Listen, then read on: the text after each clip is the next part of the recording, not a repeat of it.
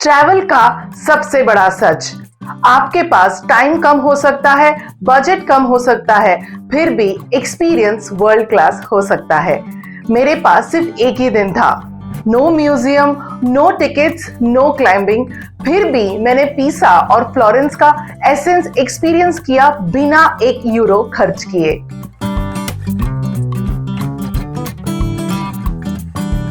और अगर आप इटली प्लान कर रहे हो तो ये वीडियो आपके 10,000 रुपए और 6 घंटे बचा सकता है। So stay till the end.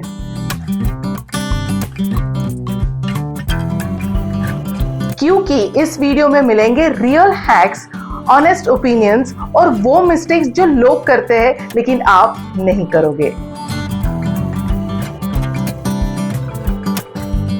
And if you like honest and practical travel content, hit subscribe क्योंकि इटली का बेस्ट अभी बाकी है।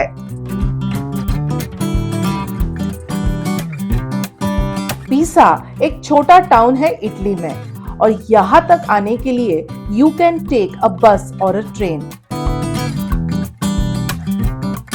लीनिंग टावर का कंस्ट्रक्शन 1173 में शुरू हुआ था और टावर सिर्फ 3 फ्लोर्स तक ही बना था when it started leaning, क्योंकि नीचे की मिट्टी सॉफ्ट थी।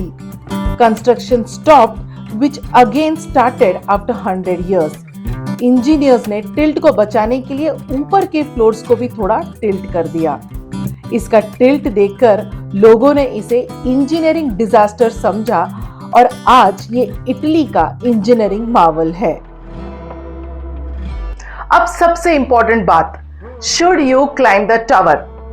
आपके पास अगर टाइम कम है, बजट टाइट है, देन स्किप इट। क्यूज लंबे होते हैं, टिकट्स प्राइजी होते हैं और टॉप का व्यू प्रिटी एवरेज है क्योंकि पिसा एक फ्लैट टाउन है। The whole beauty is actually outside.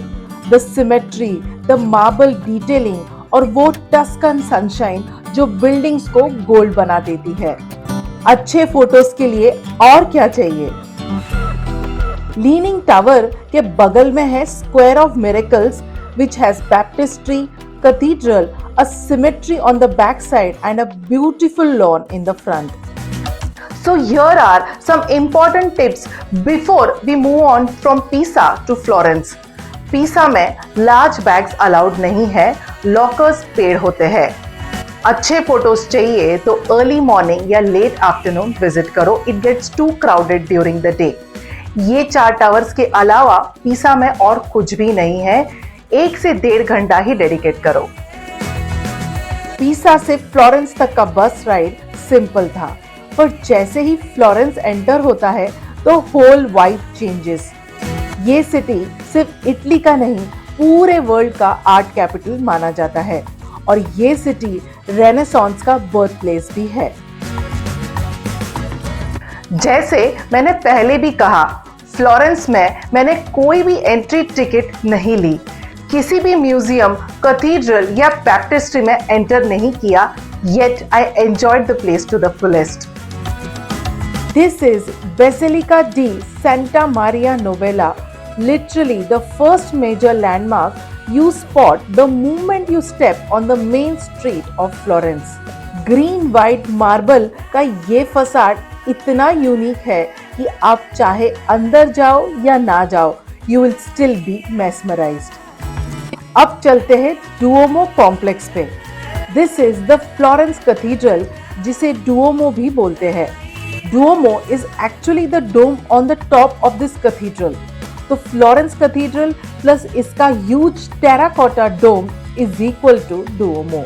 ये पूरा कॉम्प्लेक्स रेनेसांस इंजीनियरिंग का मिरेकल माना जाता है। कैथेड्रल के आसपास के एरिया को पिएज़्ज़ा डेला सिग्नोरिया बोलते हैं और ये फ्लोरेंस का हार्ट है, full of cafes, open air museums और लेफ्ट राइट हर तरफ क्लासिकल स्टैचूज ही दिखेंगे।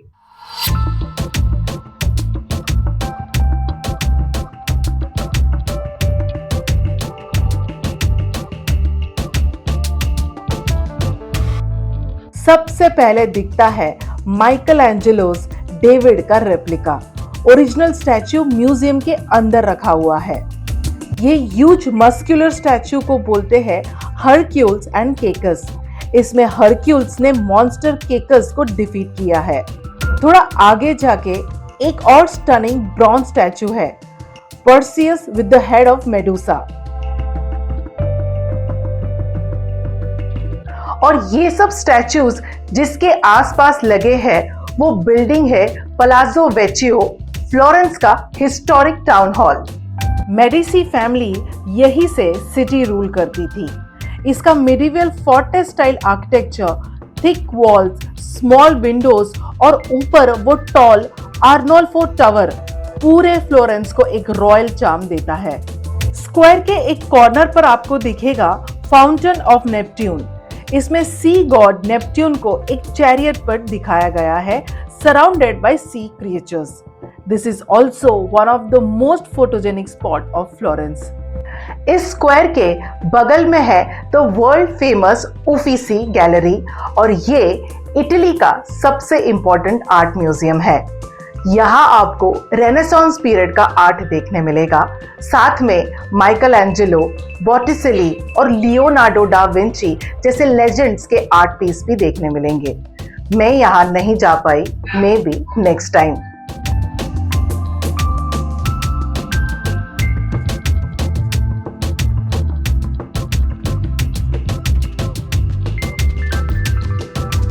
So here are some quick tips in case you're planning this holiday.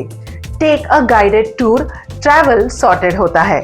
Florence अगर आप सिर्फ व्यूज के लिए एक्सप्लोर कर रहे हो सो 2 से 3 घंटे काफी है। अगर आपको म्यूजियम्स एंटर करना है तो प्री बुकिंग नेसेसरी है, लास्ट मिनट कुछ नहीं मिलेगा। Since there is a lot of walking, wear comfortable shoes and travel light।